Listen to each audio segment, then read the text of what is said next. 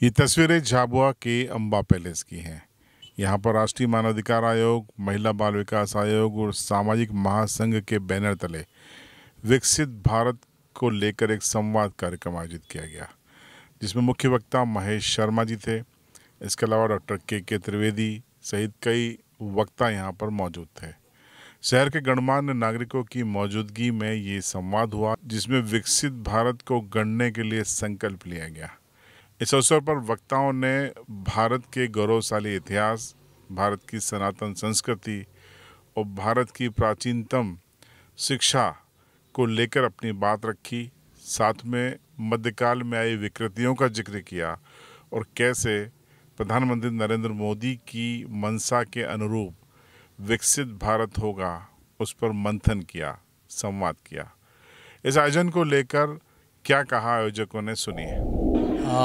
ये जो आज जो कार्यक्रम रखा गया था, भारत विकसित संकल्प संवाद कार्यक्रम रखा गया था, ये आने वाले टाइम में दो बड़े मिशन और विज़न को लेकर ये काम किया जा रहा है, जिसमें सबसे पहला है सेवर्थ मिशन और दूसरा विकसित भारत कैसे बने। उन दोनों को लेकर यहाँ दो बड़ी प्रमुख हस्तियों को यहाँ पर आमंत्रित करके यहाँ पे जितने भी सामाजिक संगठन हैं उन सभी को, उनके प्रतिनिधियों को आमंत्रित किया था। और आने वाले टाइम में हम यहाँ 25,000 लोगों की गैदरिंग कराने का प्रयास है। उसी के सिलसिले में ये पहली बैठक थी, जिसमें यहाँ पर सभी सामाजिक संगठनों का बड़ा सहयोग रहा और ख़ास करके सामाजिक महासंघ, राष्ट्रीय मानवाधिकार महिला बाल विकास आयोग की टीम के बैनर तले यह कार्यक्रम हुआ, जिसमें सेवर्थ मिशन के राष्ट्रीय संस्थापक आदरणीय संदीप चौधरी जी और विकसित भारत संकल्प संस्थान के संस्थापक आदरणीय डॉक्टर महेश शर्मा जी पधारे, जिन्होंने अपने वक्तव्य से आज इस पूरे सदन को संबोधित किया।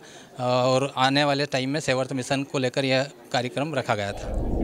विकसित भारत संवाद के इस कार्यक्रम में वक्ताओं ने स्पष्ट तौर पे कहा कि ये सिर्फ सरकार की जिम्मेदारी नहीं है, बल्कि तमाम सामाजिक संगठनों और देशवासियों की भी जिम्मेदारी है और इसी कोशिश में कवायद जारी है। आज झाबुआ की पावन पवित्र धरती पर राष्ट्रीय मानवाधिकार एवं महिला बाल विकास आयोग एवं सेवर्थ मिशन तथा अनेक सामाजिक संगठनों के तत्वावधान में विकसित भारत संकल्प संस्थान की प्रेरणा से विकसित भारत संकल्प संवाद का यह आयोजन किया गया, जिसमें मध्य प्रदेश, गुजरात और राजस्थान के विभिन्न अंचलों के अनेक सामाजिक संगठनों के मूर्धन्य बंधु भगिनी उपस्थित हुए। और देश के यशस्वी प्रधानमंत्री माननीय नरेंद्र मोदी ने जो आह्वान किया है कि आने वाला 25 वर्ष का जो कालखंड है, यह इस अमृत काल के कालखंड में हम समस्त लोगों को मिलकर इस राष्ट्र को विकसित राष्ट्र बनाने की श्रृंखला में आगे बढ़ना होगा। उसी दृष्टि से आज यह संवाद, चर्चा, चिंतन हुआ है कि किस प्रकार से प्रत्येक व्यक्ति, प्रत्येक सामाजिक संस्थान आगे बढ़कर इस राष्ट्र को परम वैभव पर ले जाने की श्रृंखला में आगे बढ़े।